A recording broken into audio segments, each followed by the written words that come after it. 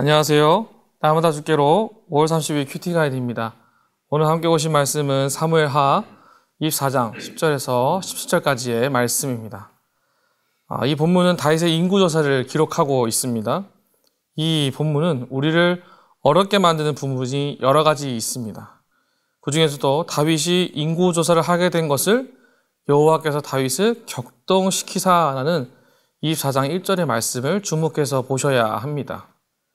다윗은 내가 이 일을 행함으로 큰 죄를 범하였다라고 10절에서 고백을 합니다. 다윗이 과연 어떠한 생각으로 또 무슨 연유로 이와 같은 일들을 만들어내었을까요?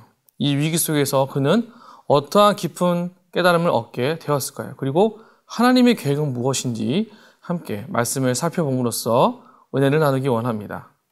1번입니다. 인구조사 후에 다윗에게 어떤 마음의 변화가 찾아왔습니까? 10절입니다.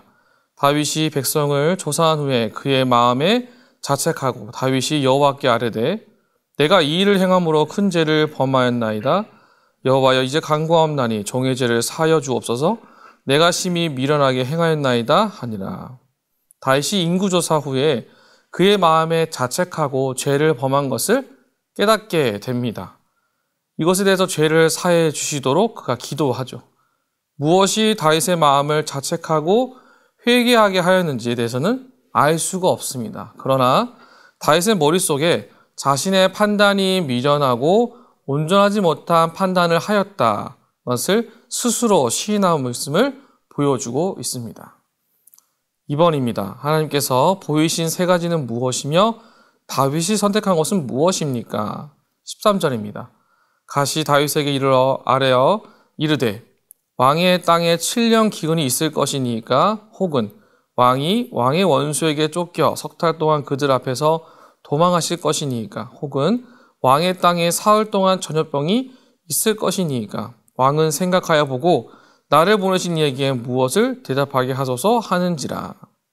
하나님은 갓선진 자를 보내어 7년간의 기근, 원수에게 석 달 동안 쫓겨다님, 그리고 땅에 사흘 동안 전염병이 도는 것, 이 선택지를 받게 됩니다. 선택을 할 수 있도록 한 것이죠. 자, 여기에 나오는 저주인 기근, 이 기근, 전쟁, 전염병은 신명기 28장 15절에서 25절에 언약을 버렸을 경우에 나타나는 저주입니다. 언약을 내가 하찮게 여겼을 때 나타난 저주가 신명기에 등장을 하는 것이죠. 그와 똑같은 것이 지금 본문에 기록되어 있습니다. 다윗이 어떤 선택을 하더라도 경책을 피할 수 없음을 성경은 우리에게 보여주고 있죠. 다윗에게만 주어진 형벌일까요? 그렇지 않습니다. 1절을 보시면 단서가 있습니다. 다시 이스라엘을 향하여 진노하사. 그렇습니다. 이건 전체의 문제입니다. 이스라엘 전체가 하나님의 말씀의 언약을 버리고 뜻대로 살지 않았을 때 그 형벌을 받게 되는 것이지요.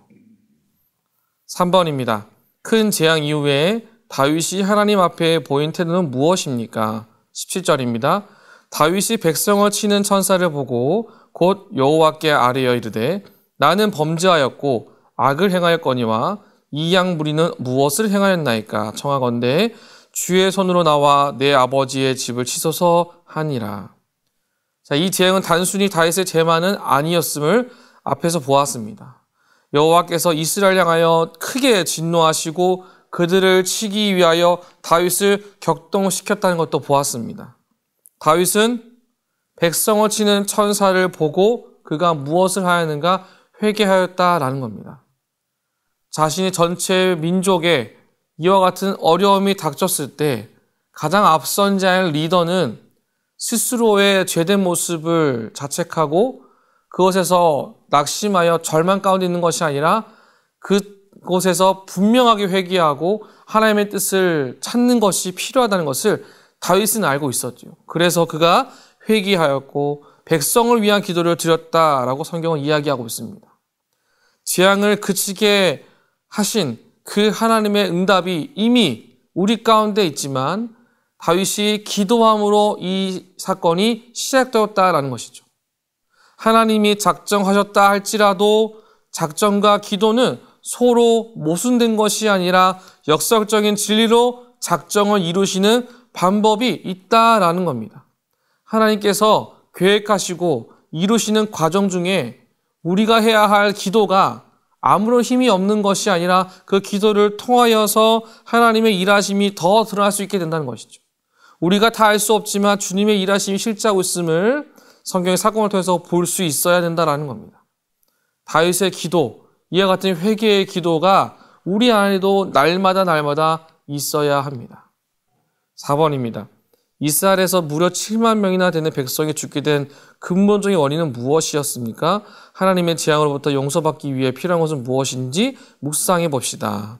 1절에 기록된 대로 하나님께서 진노하시어 다윗은 사탄에게 격동되어 인구조사를 진행하게 됩니다. 그런데 이 모든 배경은 이스라엘 백성 전체가 하나님 뜻 가운데 서 있지 않아서라는 겁니다. 그러나 다윗이 회개하고 기도함으로 재앙이 그쳤고 이 재앙의 그침은 스스로가 이 전체 민족에 대한 책임감을 가지고 왕으로서 리더로서 자신에게 주어진 역할이 무엇인지를 아는 다윗의 모습이 있기 때문에 이 상황이 다 이루어지게 되는 것이고 하나님의 뜻 가운데 그 섭리가 계속해서 흘러간다라는 것이죠. 고통을 받고 있지만 동시에 다윗이 회개하고 기도함으로 재앙이 사라지는 것. 자, 여기서부터 우리는 다윗의 지도력이 무엇인지를 보셔야 합니다. 한 국가의 리더가, 한 가정의 리더가 얼마나 중요한 역할인지 전체를 볼 수 있는 마음을 갖고 자신의 백성을 위해 기도할 수 있는 마음을 갖는 것이 필요하다라는 것이죠.